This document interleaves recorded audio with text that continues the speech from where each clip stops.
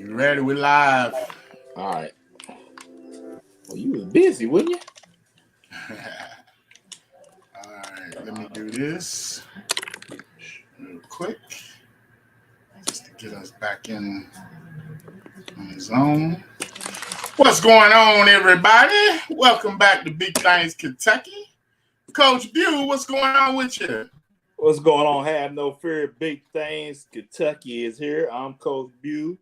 My main man, Coach TB on assignment. Coach Truck, what's good, sir? Man, not much. We gonna do a little live episode tonight. We got a lot of things going on, man, as we get ready for football season to kick off. Coach, man, everybody's back in season, getting practicing and everything. It's been all right, man. Yes, sir. Hey, I'll tell you what, man.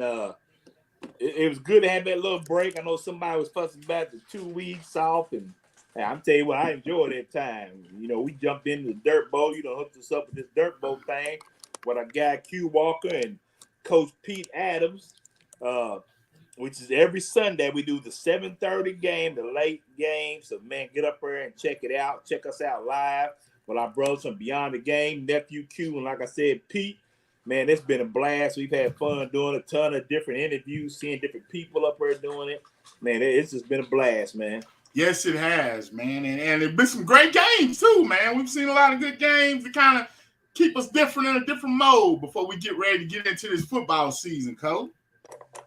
Absolutely. Gets a chance to work on a few things. I know you want to work on a couple things, produce the side of it. I had no intentions of getting behind the mic. Q Walker got me back there, and I ain't want to leave. I've had a ball, man. I've had a ball. We got to pick with you a little bit. Your Bulls got a loss to my Rockets, who are undefeated right now. Wow. You know, so it's been great, Coach. Well, you know, the Bulls gonna do what they gonna do. Now, as we get ready to start this football preseason thing, we gonna start with our brothers. Hold on, I'm sorry, y'all. I got tongue tied. We're going to start with Big Things County Representative Jessamine County, and that's East and West Jessamine. Now, they are in the 5A District 7, which is a very strong district. You have Collins, Woodford County, Versailles. You have Woodford County, Collins, Madison Southern. Yeah. You have East and West Jessamine. Now, yes, that's sir. a strong district. You know, they've been going back and forth. Right now, Woodford County is dominant. Collins under Coach Lucas has an amazing player right now in quarterback, Mr. Kenyon Gooden, who just came out of nowhere. Look for him to do big things coming up this season. Yes, sir. But right now, man, Jacob Jones has been in West Jessamine. He's going into his junior year. Been putting up big numbers.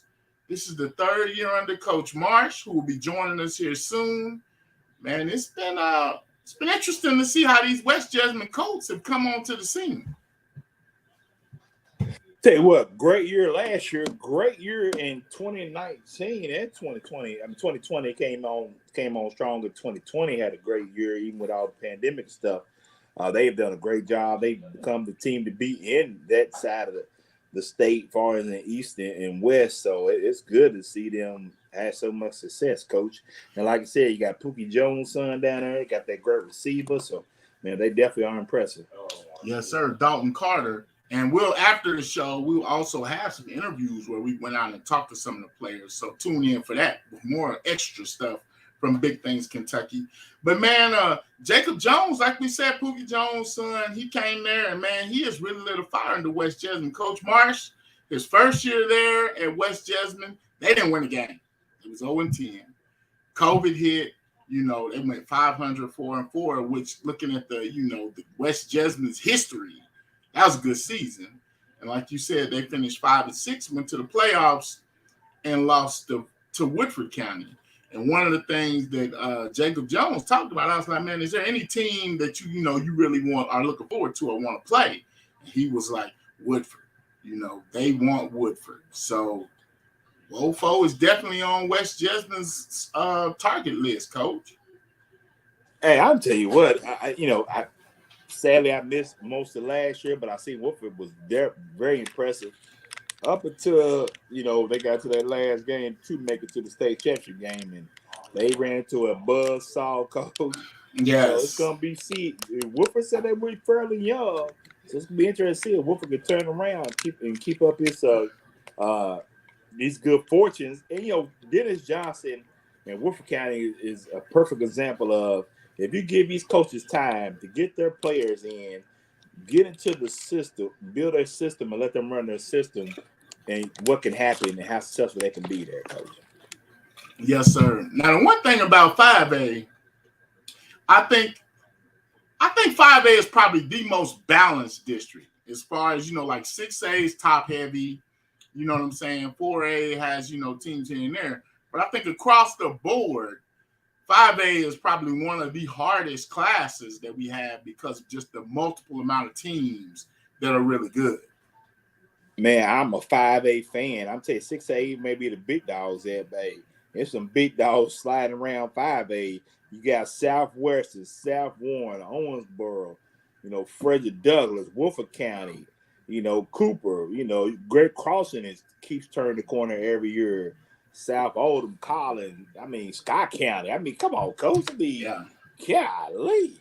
Yeah, 5A is definitely a very stacked district. So it's going to be interesting to see how things go. Like I say, we'll have Coach Marsh joining us pretty soon. We're going to talk to him. And then we also have Coach Bowlin should be joining us shortly after that from East Jessamine.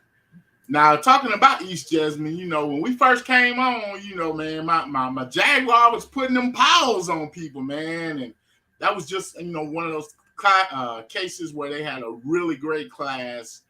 And then, there's a lot of those county schools. Sometimes what you have is you have a real great class come through, and then it kind of drops back down, and they have to build back up, which is something I think that may be happening with Great Crossings this upcoming season. But we will definitely tune in with them later. I think Great Crossing still could be pretty good. They got Kevin O'Doherty, Kevin called Chicago, played for us with the Ducks. That young man be a senior playing center. He ain't got a lot of offers, but I'm telling you what, he's a special young man at center. He's one of the kids that was ready to play that center position. And I still think they got a lot of good pieces. Okay, Coach Marsh has joined us. I'm going to bring Coach Marsh in. Coach Marsh, how you doing, hey Coach? Good evening. What's going on? How's it going? I'm good, thanks. Right. How are you guys? All right, Coach. Now, I got a chance to come out there and watch you guys practice this Tuesday. One thing I will say was very impressive. Your numbers, Coach. You guys have a great number as far as kids. Your line look good. Looks like you got the cupboard kind of stacking it up pretty good there, Coach. It's we're at about 75, so we're getting up there, that's let's be honest that we're a 5A school with 1,300 kids. That's where we should be, and we're kind of setting a target goal for we want to have about 15% of the male enrollment, involved in football. I think that would be tremendous for a county school. And, so we're getting close to that number. And we're really, about 50 of those 75 kids are in the bottom two grades, so I think that's pretty telling as well. So we're pleased and we just got to keep that rolling. There's no sense why at our place we shouldn't have, consistently classes of somewhere 25 to 30 kids, in the future, hopefully. Now, Coach, man, you came in and took over a program. I remember my first time interviewing you. Came in, I think I was winless before you got there, and you just slowly but surely just turned this program around and make it a reputable program with a lot of success, and some great young talent. What do you equate your success with? Well, and how success is, man. It's you're always building it, and it's a fine line from day to day. I'll tell you, it's a great community. Nicholasville is just a wonderful community, and the west side of the county is we've just got great people, and I think when you're building a program or you're trying to institute a program. I've never been a guy. This is just me personally, and there's 1,000 right ways to do things, and everybody's got their own way, but I've never been a guy who wanted to coach teams. I wanted to build programs, and that's what I've tried to always do every place I've been. And I think that doesn't happen overnight, and that takes a lot of work, and that takes really a very clear, articulate plan that you can tell every parent, you know, from the time a kid puts on pads in the second grade in our youth league, hey, here's the plan for development for your son, you know, until we, you know, until they leave our program in the 12th grade. And that's something we've really tried to work hard at is trying to, and we're not there yet. We're not there, but this past year, you can kind of feel like we're making a little bit of progress, is trying to turn our community into a football community, you know, and that's not an easy thing. And that takes a lot of time. You know, but I feel like we have the right people on board. Now, Jacob Jones has been a standout since you got there. Looking forward to big things out of him and receiver Dalton Carter. Mm-hmm. Carter has been putting up big numbers, and your running back is coming back as well. Now, you've got this great young skill group that's coming and working. How have you been working with them, and what are your plans for them this coming season? You know, we're really blessed, to have Jacob. I mean, we are, and he's a young man that, you know, we could do a whole show just me talking about Jacob Jones and Pookie and Leslie Jones and the whole family. I just have so much respect for all of them. And Jacob's just a kid who, you know, we threw him in there. You know, when you look at Jacob's only played tackle football since the 8th grade. You know, Pookie and Leslie they didn't put him in football until he was ready. You know, so he wasn't a kid that came up through the system with private, you know, quarterback guru instruction, even though he lives with a guy I consider to be a quarterback guru. You know, it was really a hands-off type of deal. And so his growth has just been exponential from year to year. And now he's just kind of turning into a leader and a mentor and a coach on the field. And I'm just so excited for him. I'm so excited for him to enjoy this senior year. And there's not a kid in the state at the quarterback position I would rather coach than Jacob Jones. He's just a wonderful young man. And there's a lot of great football left in that kid's future too. I mean, that growth is going to be, it's going to continue to go when he gets to the next level, wherever that might be. You know, but we've got a lot of skilled kids back. Dalton Carter was a kid who started as a sophomore as well and had about 600 yards receiving as a sophomore. And Bryce Chestnut's back as a junior. He was, you know, 900 and some odd yards last year as a sophomore at running back, you know. So, you know, we look at this team as a team that shouldn't, you know, we should be able to score points. You know, we should be able to score points, and we're going to be disappointed, I think, at times if we don't. You know, we've got to get, you know, some other things figured out, you know, personnel wise. But, you know, when you've got a core group like that, you know, you're pretty blessed. Now, Coach, man, briefly, I mean, a little bit, you spoke about the, you know, parents telling them the game plan for their kids at the Pop Warner level and stuff. Right. I mean, how big was it and how long do you think it took for you to get these parents and these kids to buy into your system and buy into the ways you do things? Man, that is such a tremendous question. And here's kind of the funny part is I'm going into year 3, but to be honest with you guys, you know, I took this job in January of 2020 and then school shut down in March. You know, I really feel like I'm kind of going into year 2. I really do. And because that first year and it's not just us, everybody on planet Earth was just scrambling to get a team on the field, you know? And so I really feel like, you know, and even last year, if you go back to last season, or not this past year, but the year before, you know, the kids were in and out of school halftime. You know, we couldn't even get in the weight room until February. I mean, you know, you were still dealing with all that sort of stuff. So I really feel like we've only had one full year, you know, with the kids. And I think it comes from, you know, you've just got to, when you talk to parents, when you talk to kids, to me, it kind of comes down to three different facets. You have to have a plan for development for their kids athletically, right? So there's got to be, you know, okay, what's your year-round program look like? How are we going to take a kid who comes in as a 9th grader, gets in our program, and we want these kids to play all kinds of sports, right? We want them to be basketball players. We want them to run 100, 200, long jump, high jump. You know, how are you going to take these kids and how are you going to quantify that development over 4 years, you know? And so that's a big piece of implementing a system for athletic development in the weight room and off season. And you know, and you've just got to make that very, very clear and have a very clear cut, you know, plan for what you want to do, you know? And then the second piece obviously comes with on the field. Now here's the part about that with the on the field development of kids. When you start them when they're little, this is my opinion. It's as important, maybe not even more important to coaches than it is to coach kids. Okay. You know, when that kid gets in our youth league, I want our youth league coaches, they don't have to do things exactly the same way, but we want to have that open lines of communication. We want those youth league coaches to feel like they're a part of our staff, you know, and not a separate entity altogether. You know, we want them to, you know, without being overbearing to them, but we want to, you know, when a kid starts playing football in the 2nd or 3rd grade and, hey, dad is coaching and dad doesn't have any idea what he's doing, you know, I mean, you know, let's face it, that's what happens a lot, right? We want to be there and be that conduit that helps those guys along. And so now as they're coaching their son's in 5th grade, 6th grade, you know, now that dad's getting comfortable at coaching and hopefully, you know, our staff and we've been, you know, we've helped them along that journey, you know, and given them, you know, a blueprint, you know, what to do. And you know, so that's just, it's critically important. You know, you have to get invested. You know, when you take over a new program, you have to fix your team first. You know, that's the most important thing. You have to fix your team first.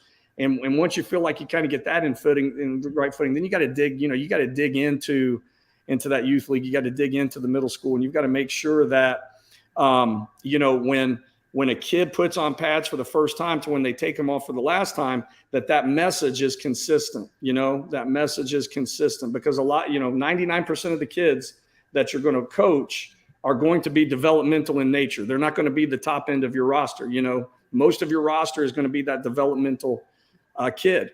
And to me, it's kind of like, you know, it's like that old, you know, proverb of having the boulder in your backyard that you're going to swing a sledgehammer at, right? And that, you know, you're going to swing it 1,000 times and you're going to get little tiny pebbles that come off of it. And finally you hit that thing and it cracks open. And that to me is kind of how you develop football talent.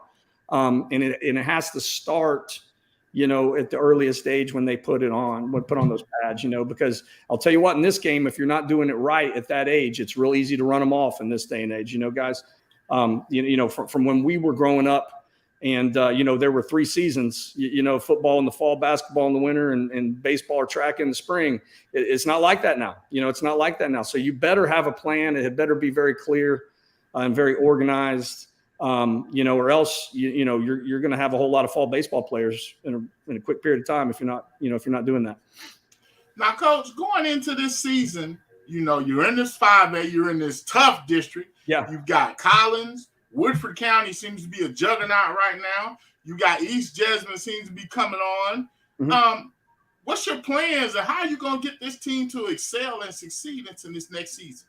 We've made a lot of progress. You know, we've made a lot of progress. You know, you go back 3 seasons ago and they didn't make the playoffs. You know, they were 5th in a 5-team district and then we were 3rd and you know, and last year we were 3rd but won, you know, the playoff game, you know, so you could kind of make the argument that, you know, maybe we, you know, jumped up to 2nd, you know, but let's be honest, guys. And we talk about this with our kids, you know, we've got a lot of work to do to close that gap between us and Woodford. You know, we do. And that's what our goal is. You know, that's our goal. Now, I also think this. I think just as a coach and as a program, if you make somebody else's program to be your goal, I think you're going to lose track of what's happening in the short term. You know what I mean? So we don't ever go out and talk about Woodford County. We don't ever go out and talk about Madison Southern or Collins or even East. You know, what we're trying to do really with our kids is just, you know, it's cliche, but it's really true. Is hey, let's try to build a culture where we're just trying to work and get our kids better on a daily basis, you know? And that starts with the coaching staff and how we kind of attack our workouts and attack practice. And then, you know, you're trying to get that to trickle down to the kids' mentality as well. Hey, Coach Bill, you got anything else with Coach, man? We got a nice little introduction, Coach. No. I'm looking forward to it, Coach, man. Like I said, hats off to you, what you've done so far there in West Jessamine, and the sky's the limit for your program. Yeah, thanks, guys. I appreciate you having me, and thanks for coming out this week, and best of luck to you guys, and we'll talk again, hopefully. Yes, sir. We will be around, and tune in after the show. We have some interviews with some players from West Jessamine, and we'll put this interview with Coach in. We want to thank Coach again and appreciate everything he's done for us, and wish the West Jessamine Coast the best of luck. Thanks, guys. Likewise. Take care. All right, up next, we got Coach Mike Bowlin, longtime coach of the East Jessamine Jaguars, to find out what's going on. Rumor has it Now, this is before he comes on. They've been throwing quite a bit down there. So let's find out what's going on. Coach Bowlin, how you doing, Coach? Hey, guys. How are you today? How's it going, Coach? It's going. Yes, sir. Well, Coach, man, hats off to you, what you've done down there in East Jessamine. I know the last couple of years have been kind of tough on you. I've been having so much success in 4A and then your first couple of years in 5A. What's going to take to help get you all turned back around and back to the winning ways of East Jessamine there? We did some soul searching, and there wasn't really any one thing to blame as far as where our program went and what happened. We had a conundrum of things. There was a bunch of things that went wrong. There was a stockpile of stuff that I could look back and say, well, if that gone different or this had happened or whatever. Actually, the first year we were in 5A, we beat everybody in the regular season by double digits. So that first year we came in with authority, and maybe that put us in a bad spot. I don't know. Maybe we were too high on the hog. I know I lost a lot of good seniors after that. But what my coaching staff and myself did is you got to take a long look in the mirror, and you can't keep blaming the kids. At some point, you just got to throw a grenade in there and blow the whole thing up and say, we're going to start all over again. And so the first thing we started with was leadership, and we're going to try to fix the locker room.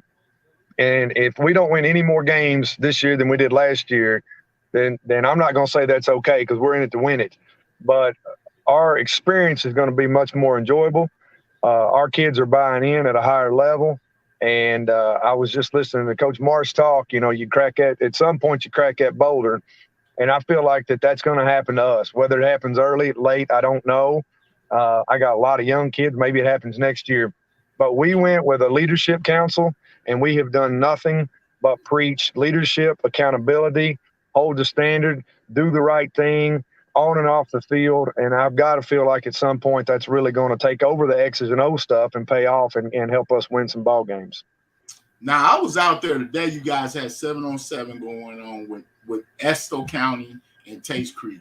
And first of all, Coach, like I said, rumor has it, there's been a lot of balls in the air out of East Jessamine, Coach.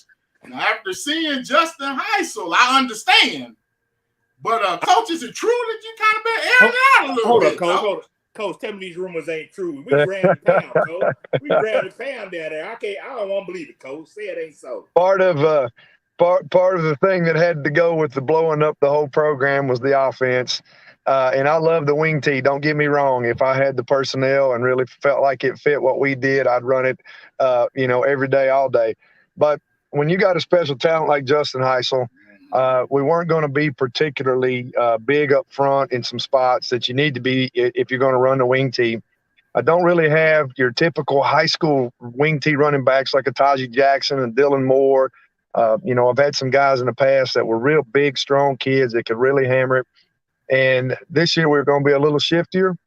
We've gone more to a zone concepts. And when we did, we thought, well, you can't really dabble with a little of this, a little of that. And I've told him this, we're going to kind of just give Justin Heisel the keys to the offense, and he's got to make some plays for us. And he's getting better every day. He's bringing it. He's giving it all he's got. He's just a sophomore, so we've got some more time to even continue to get him better. But Justin's bought in. Our kids are buying in. And I think we're doing something right. If for nothing else, I'll say this. The most kids I've ever had come out for football at this time of the year was about 62. And I know that because we have 62 jerseys in the locker room.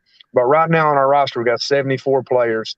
We had 26 freshmen come out. One of them was my son.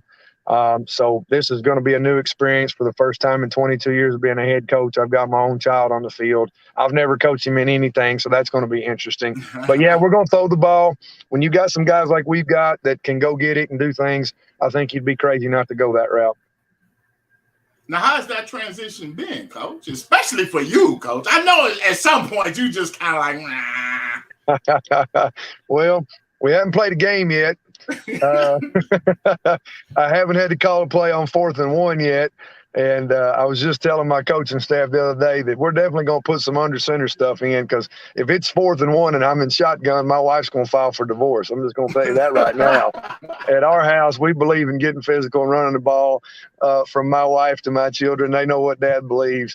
But we're going to go with it. I think that you can run the spread, and of course we're throwing right now at 7-on-7 season, so to speak. But I think if you can get in the spread and give people some problems with motions and at least the threat of the pass, then you'll get them out of the box, and you can still be able to run the ball really successfully. My main mentor that really taught me probably the most football was Mike Holcomb over at Madison Central. And he's been a spread guy forever. But, I looked at his stats last year at Madison Central, and even though they were a spread team, there'd be games they'd only complete a few passes and then run for 400 yards. And there they are in the state semifinals, and they about beat St. X to go to the state championship. So I know it can be done. I don't think we'll lose our identity as far as getting after you. I think that's a mindset that you teach in the weight room. You teach in the way you stretch. You teach it in practice. And if your kids will hit, you'll hit. And if you don't believe in that, it's going to show up. But that's what we believe in. We're going to get after people no matter what formation or, what kind of offense we're calling. We're going to be physical. Now, Coach, man, you speak about your quarterback, how good he is. Who else are you leaning on this? And this young team, still a fairly young team. Who else are you leaning on this young team to help get East Jessamine back to where we know it can be? Well, from the backfield out, I'll start there. TK Braxton is track fast, and I say track fast, and that's what the colleges are looking for, is the guys that can actually throw the time out there that, it kind of turns your head, and TK is that guy. He's had that speed. He was a little bit undersized. He's put on some real nice muscled up this year. He kind of had the misfortune of sitting behind Tazi Jackson, who was obviously a superstar for us the last couple of years. And I've kind of had to pull TK along a little bit and say, I know it's easy to go over to wide receiver and maybe just roll in reps, but here's the thing. I'm going to make you the featured back. I want you to be the running back on first down, on second down, on third down, because I figure once he figures it all out, and, gets comfortable with it, he's going to be a home run threat, kind of like we had with Dylan Moore. I haven't really had that guy give me that 80-yard touchdown. Taji did it as a junior, and then got hurt, and then, some things happened. But this guy gives you the chance to go the distance anytime he can. Isaac Johnson was a punter and kicker only last year. Isaac is a soccer player that came out to kick. Came to me in the offseason, he said, Coach, I want to play. And I was like, well, that's good. I got a good kicker. And he said, no, I really want to play. Like, I want to play football. And I said, okay. And so we put him at wide receiver. We've thrown the last 2 Thursdays, and I would say hands down he's been our best receiver. He runs well. He goes and catches it. He is at practice every day. The poor kid runs conditioning with the soccer team for an hour from 8 to 9 and then practices football from 9 to 12. And the only reprieve I give him is I don't make him run conditioning with us because I've already watched him run his guts out. Jacob Reeder's a tight end for us that can really go get it. He's about 6'2", weighs about 220, runs good routes. Nathan Rice is a senior who's really, really come on and done some good things.